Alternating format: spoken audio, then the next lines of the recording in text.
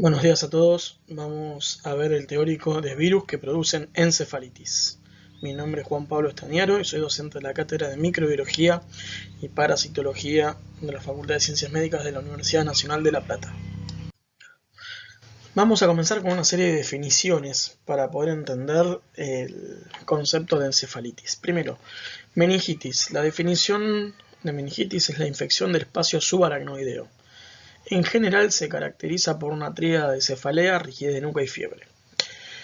Cuando esta infección se acompaña de alteración del sensorio o el inicio reciente de convulsiones, recibe el nombre de meningoencefalitis porque se cree que tanto la alteración del sensorio como el inicio de convulsiones responde a activación ya sea de forma global, alteración de forma global o parcial de la corteza cerebral. Y la encefalitis propiamente dicha es el proceso inflamatorio en el parénquima cerebral que en general va asociado con evidencia clínica de disfunción cerebral, como ya vimos previamente, alteración del estado de conciencia o convulsiones.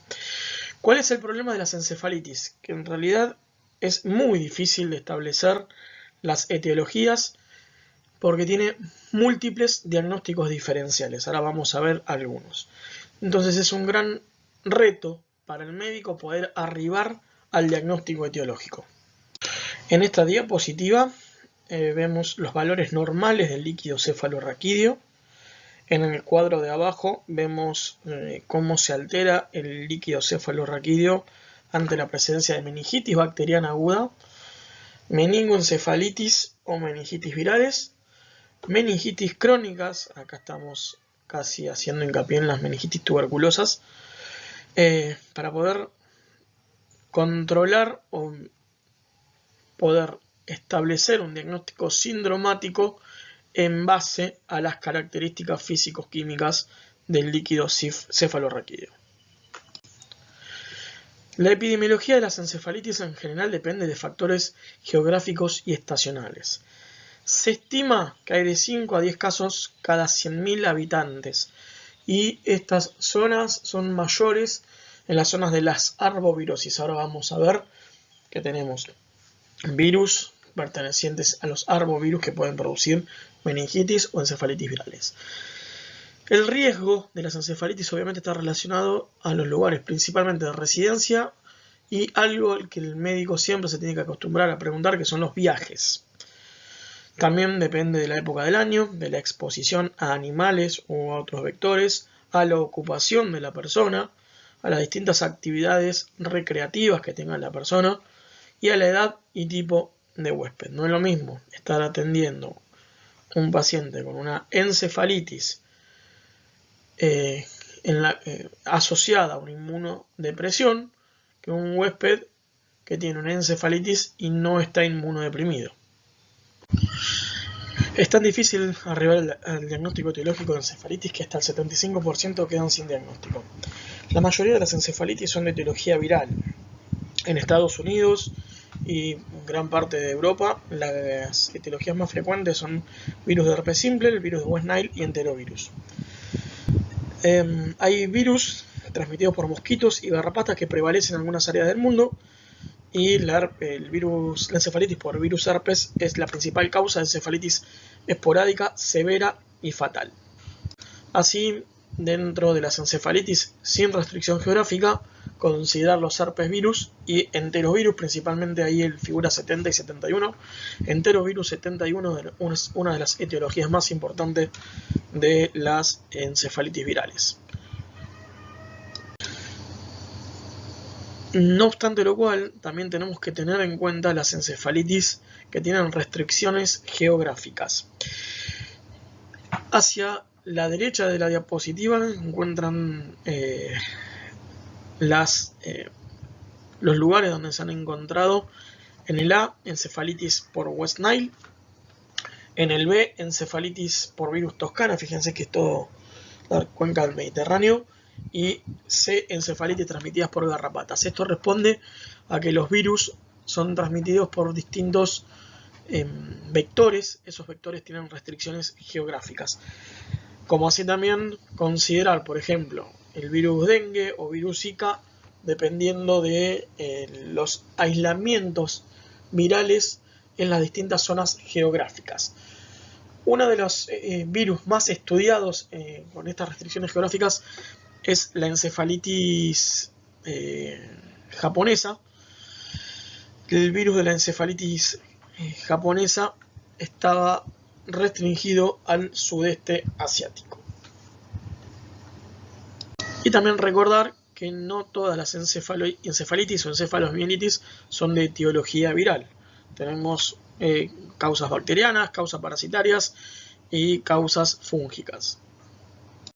El cuadro clínico de la encefalitis se caracteriza por fiebre, por cefalea, alteración del estado de la conciencia y otros signos y síntomas de disfunción neurológica. Por ejemplo, una disfunción cognitiva que se traduce en lo que son los disturbios de la memoria principalmente, los cambios conductales, la desorientación, la agitación e inclusive pasar de estados de risa a llanto de forma inmediata. Un signo de foco neurológico, estamos hablando de una disfunción localizada del parénquima cerebral, como por ejemplo puede ser la disartria, la paraplegia, la hemiplegia o las convulsiones. Obviamente tenemos encefalitis con síndromes particulares. Estos síndromes orientan casi exclusivamente los diagnósticos etiológicos o acortan los diagnósticos etiológicos. Por ejemplo, lo que se conoce como romboencefalitis es bastante típico, por ejemplo, en la sospecha de listeria monocitógenes en caso de una bacteria, y de etiología viral, el enterovirus, el polio y el West Nile. Como así también, otro de los síndromes particulares es la parálisis flácida aguda.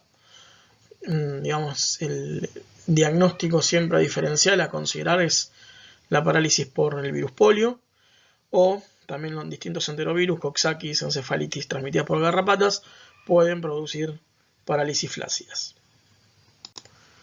Otras síndromes particulares, la cerebilitis o las afecciones de los ganglios basales. Ahí tienen las distintas etiologías, ya sea virales, bacterianas e inclusive parasitarias en caso de la el Toxoplasma gondii como infección de ganglios basales.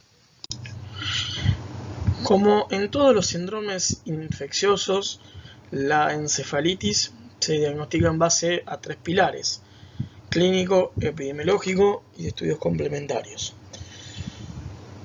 Hay cuestiones clínicas inherentes a afecciones de los distintos lóbulos cerebrales. Hay cuestiones epidemiológicas respecto a la circulación de los distintos virus en el mundo, pero también el pilar de los estudios complementarios es importante y no tenemos que dejar de lado el valor que aportan las neuroimágenes, principalmente la resonancia nuclear magnética de encéfalo, para arribar al diagnóstico. Eso escapa al objetivo del teórico. Nosotros nos vamos a orientar en los diagnósticos microbiológicos. ¿Cuáles son las muestras biológicas que nosotros debemos utilizar para arribar al diagnóstico de las encefalitis? Como se habrán imaginado, la muestra más importante es el líquido cefalorraquídeo. También nos servirían las muestras de suero y las biopsias encefálicas. Las biopsias estereoatáxicas del sistema nervioso central son muy difíciles de hacer, pero obviamente es el gol estándar para arribar al diagnóstico anatomopatológico de encefalitis. Con respecto al suero, siempre el par serológico frente a distintas etiologías virales nos orientan a las infecciones agudas, y en el líquido cefalorraquídeo podemos pedir o solicitar distintas, además de las citofísico-químicos que estuvimos viendo, distintos anticuerpos. Recuerden que la inmunoglobulina M es de producción intratecal, no así la inmunoglobulina G, que puede atravesar la barrera hematoencefálica. Y en lo que es virología, las técnicas de biología molecular, como las reacciones en cadena de polimerasa, se han transformado hoy en el gold estándar para el diagnóstico etiológico de las encefalitis. En caso de estar trabajando en hospitales de alta complejidad, las técnicas de cultivo son o aportan datos de etiologías virales. Como dijimos previamente, siempre el gold estándar en el diagnóstico etiológico son los cultivos, pero actualmente han sido reemplazados por las técnicas de detección de ácido nucleico en el líquido cefalorraquídeo, ya sea PCR en tiempo real, hibridación en ADN, lo que tengan disponible según la etiología viral. Como dijimos previamente, la producción intratecal de inmunoglobulina M nos da una alta evidencia del diagnóstico, y recuerden que el par serológico nos aporta al diagnóstico, pero este diagnóstico es tardío. Para arribar a los diagnósticos etiológicos, los test virológicos utilizados, bueno, en general, como estuvimos diciendo previamente, las técnicas de biología molecular, la PCR para herpes simple 1, 2 y 6, Epstein-Barr, citomegalo y enterovirus, tienen alta sensibilidad y especificidad en caso de las encefalitis por herpes cuando se estudia durante la primera semana del inicio del cuadro clínico. Lo que sí hay que considerar que hay enfermedades como las encefalitis por virus de Epstein-Barr y citomegalovirus, donde la interpretación de las técnicas moleculares son difíciles, ya que pueden permanecer latentes dentro de los linfocitos. Para arribar al diagnóstico, entonces, repasando: PCR en líquido cefalorraquídeo, determinaciones de anticuerpos en líquido cefalorraquídeo y suero.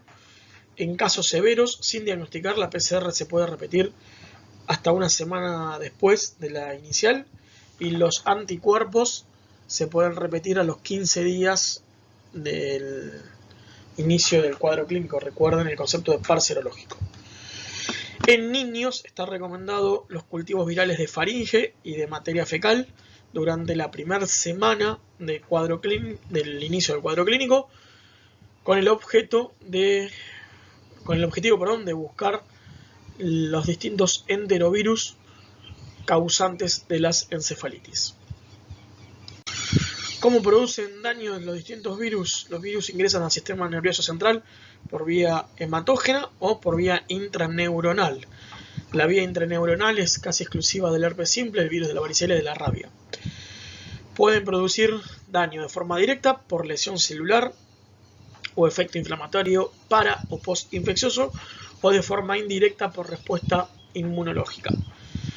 El neurotropismo de las distintas etiologías virales va a diferir según la etiología, y obviamente las manifestaciones clínicas es según la localización preferencial en la corteza cerebral. Por ejemplo, virus del herpes simple tipo 1 afecta los lóbulos temporales. En esta diapositiva estamos observando los daños que el virus del herpes simple produce en el lóbulo temporal. Voy a marcar cómo se observa primero en resonancia en secuencia T1, una lesión hipointensa respecto del resto del parénquima. Ahora voy a marcar cómo se observa en la otra secuencia, que es el FLAIR, la destrucción temporal producida por virus del herpes simple. Esto es una resonancia nuclear magnética de encéfalo. Y en esta situación la afección es bitemporal. Acá voy a marcar cómo se ve en la resonancia y cómo se traduce en la anatomía patológica la necrosis hemorrágica que produce el virus del herpes simple. Vamos a hablar 2 o 3 conceptos de encefalitis por flavivirus. Los flavivirus son virus transmitidos por mosquitos del género Culex o garrapatas del género Ixodes. Se mantienen en ciclos enzooticos y epizooticos en aves, o sea, principalmente en gorriones. Y los más importantes son los serogrupos de los virus de encefalitis japonesa, virus de la encefalitis de San Luis, West Nile, virus Rocío y virus de la encefalitis del Valle de Murray. En esta diapositiva se observan los ciclos de transmisión de encefalitis de San Luis y West Nile con sus respectivos huéspedes necesarios. En esta diapositiva tienen una distribución geográfica aproximada de las encefalitis de flavivirus endémicas y epidémicas. En amarillos el encefalitis de West Nile, en azul encefalitis de San Luis, en rojo la encefalitis japonesa y en verde la encefalitis del Valle de Murray,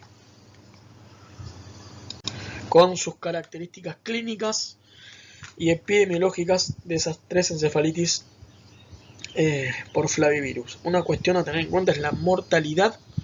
Fíjense que siguen siendo enfermedades que producen alta mortalidad y gran morbilidad. Las secuelas neuropsiquiátricas son importantes para las tres enfermedades. En la Argentina tenemos estudios de cero prevalencia de virus de San Luis, con un rango que va entre 10 a 68% dependiendo de la provincia evaluada. En esta diapositiva se observan los distintos aislamientos de virus del West Nile, y en rojo se están mostrando las epidemias en humanos, en aves o en equinos con enfermedad neurológica severa. Esto es para orientarlos a que ustedes tengan en la cabeza las distintas etiologías virales de las encefalitis, y principalmente cuando quedan sin diagnóstico de las encefalitis, pensar que quedan sin diagnóstico porque no enviamos la muestra biológica representativa en el momento óptimo que se debería haber tomado. En esta diapositiva se observa el curso clínico de la encefalitis por virus de West Nile. Para tener en cuenta, fíjense en el momento de la patología de la enfermedad del sistema nervioso central, se corresponde a la producción intratecal de inmunoglobulina M. Acá esto nos orienta a la sospecha de que mucha de la patología neurológica responde a trastornos inmunológicos más que de daños virales directos. Y lo otro que tener en cuenta que, como en la mayoría de las enfermedades infecciosas de etiología viral, previo al inicio del cuadro clínico, donde mayor probabilidad tenemos para diagnosticar las enfermedades en periodo agudo. El diagnóstico, como en todos los virus, PCR y muestras de serologías, se pueden hacer cultivos celulares primarios. Recordad que en el flavivirus existe la posibilidad de reacciones cruzadas por estas relaciones antigénicas entre los distintos flavivirus. Y una cuestión teórica respecto de la vacunación contra la fiebre amarilla por la cepa 17D es que esta cepa induce la producción de inmunoglobulina M intratecal y puede detectarse durante un año post vacunación sin que implique enfermedad por fiebre amarilla. De los enterovirus causantes de encefalitis son de la familia Picornaviridae. Hay 5 grupos: poliovirus, Coxsackie, virus A y B, ecovirus y enterovirus humanos. Son virus ARN monocatenarios positivos de cápside icosaédrica. Y en esta diapositiva tienen los distintos enterovirus como causante de patología neurológica. Fíjense que el espectro clínico va desde la meningitis aséptica a lo que se conoce como polio verdadera o las encefalitis. Y por último, encefalitis por virus equinas, venezolana, del oeste y del este. Pertenecen a la familia Togaviridae, al género Alphavirus. Son virus ARN monocatenario positivo de cápside icosaédrica. Se transmiten por picadura de mosquito, generalmente perteneciente a la familia Culex, y los reservorios son aves y pequeños mamíferos. Para ir cerrando con el teórico, en este cuadro se ven cuáles son las distintas etapas en la investigación microbiológica de las encefalitis virales. Fíjense que el diagnóstico etiológico va a depender de la capacidad que tengamos nosotros como médicos de saber geográficamente qué circulaciones virales existen, de saber interpretar clínicamente al paciente y poder interpretar si hay afección de uno o más lóbulos del sistema nervioso central, de saber interpretar que no solamente el diagnóstico es con líquido cefalorraquídeo, sino también podemos orientar el diagnóstico con muestras de materia fecal o muestras de hisopados nasales, nasofaringios o rectales, saber buscar los antígenos virales de las distintas enfermedades. Obviamente, todo diagnóstico sindromático debería ser confirmado microbiológicamente, pero sepan que va a depender de nuestra capacidad para poder arribar a ese diagnóstico etiológico definitivo. Muchas gracias.